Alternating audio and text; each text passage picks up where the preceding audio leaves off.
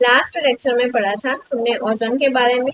आज हम second point पढ़ेंगे, managing the garbage we produce, मतलब कि जो गार्बेज हम क्रिएट करते हैं उसे हम कैसे मैनेज करें।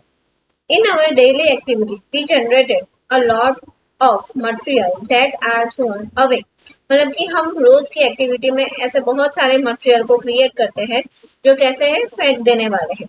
What are some of this waste material, मतलब कि वो कौन कौन से मटेरियल है। What happens after we throw them away, मतलब कि उसे फेंक देने के बाद उसके साथ मतलब कि क्या होता है, आगे जाके उसका क्या होता है। Let us perform an activity, find the answer of this question। ये एक्टिविटी अगर आपको करनी है तो आप कर सकते हो। We have seen in the chapter of a life process, हमने लाइफ प्रोसेस मतलब कि जो चैप्टर 5 है उसमें पढ़ा that the food we eat is digested by the various enzyme in our body। अगर हमें कोई भी फूड मतलब कि कोई भी फूड हमने खाया है तो उसे अगर आपको डाइजेस्ट करना है तो हमारी बॉडी में क्या होना चाहिए, एंजाइम होने चाहिए। और वो एंजाइम क्या करते हैं, वो फूड को डाइजेस्ट करने में हेल्प करते हैं। Have you ever wondered why some enzymes does not break down everything we eat? मतलब कि कुछ एंजाइम ऐसे हैं जो सारे मतलब कि जो भी हम खाना खाते हैं वो मतलब कि उसे ब्रेक डाउन नहीं कर पाती, जैसे कि कार्बोहाइड्रेट है, प्रोटीन है, फैट है, तो वो उसे एक ही एंजाइम ब्रेक डाउन नहीं करेगा। Enzymes are the specific in direction, जैसे मतलब कि एंजाइम डिफरेंट डिफरेंट टाइप के डिफरेंट डिफरेंट अपने फंक्शंस होते हैं। Specific enzyme are need for the break down of a particular substance. जो एक एंजाइम है वो एक स्पेसिफिक काम करेगा, मतलब कि उसका जो फंक्शन फिक्स है वही, मतलब कि अगर कार्बोहाइड्रेट का एंजाइम है तो वो सिर्फ कार्बोहाइड्रेट को ही डाइजेस्ट करेगा।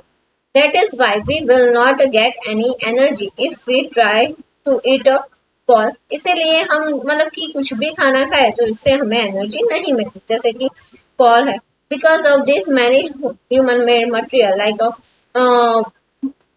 plastics will not be broken down by the action of a bacteria or other saprophytes। ऐसे ही यहाँ पर एनवायरमेंट में भी कुछ ऐसे बैक्टीरिया है जो सारी चीज को डिग्रेड या तो ब्रेक डाउन नहीं कर पाते, जैसे कि प्लास्टिक है तो उसे ब्रेक डाउन नहीं कर पाते बैक्टीरिया और सेप्रोफाइटस। This material will be acted upon by the physical process like a heat and the pressures। अगर उसे आपको डिग्रेड करना है या तो ब्रेक डाउन करना है, मतलब कि वो 100% तो डिग्रेड नहीं ही होगा। अगर आपको उसे ब्रेक डाउन करके कुछ नई चीजें बनाना है तो आपको वहां पर कौन सी प्रोसेस करनी पड़ेगी, हीट और pressure.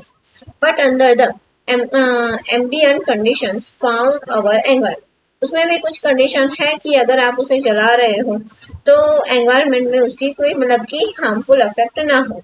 These are the prestige for the long time. और वो मतलब कि लंबे टाइम के लिए प्लास्टिक कैसा रहता है वैसे का वैसा ही रहता है।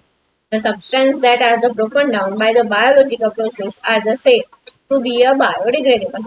जो सब्सटेंस ऐसे हैं जो बायोलॉजिकल प्रोसेस से डिग्रेड हो जाते हैं उसे हम क्या बोलेंगे, biodegrade. How many of the substance you write the were the biodegradable? The substance that are not broken down, मतलब कि जो सब्सटेंस ऐसे हैं जो बायोलॉजिकल प्रोसेस से ब्रेक डाउन नहीं होते हैं, मैनर से, तो ऐसे हम सब्सटेंस को क्या बोलेंगे, नॉन बायोडिग्रेडेबल। दिस सब्सटेंस में be in inert and the simply prestige environment for a long time and may harmful the various of members of the ecosystem। ऐसे सब्सटेंस हमारे एनवायरनमेंट में बहुत ही लंबे टाइम के लिए वैसे के वैसे ही रहते हैं और वो हमारे इकोसिस्टम को क्या करते हैं, हाँ मतलब कि डैमेज करते हैं। Visit any town, city, and we are sure to find the heaps of garbage all over the place। अगर आप कोई भी टाउन या तो सिटी में जाओगे तो वहां पर आपको गार्बेज देखने को मिलेगा ही। Visit any place of a tourist interested, we are sure to find the place of a deteriorated with empty food of a friend। अगर आप कोई प्लेस पर जा रहे हो जो टूरिस्ट है तो वहां पर भी आपको रैप है या तो एम्प्टी बॉटल्स है वही कहीं कहीं पर देखने को मिलेगी, इधर उधर फेंकी हुई।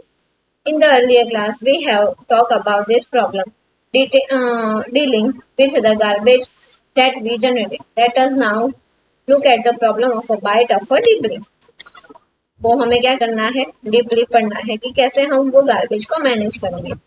Improvement in our lifestyle have resulted in the great amount of waste material generations.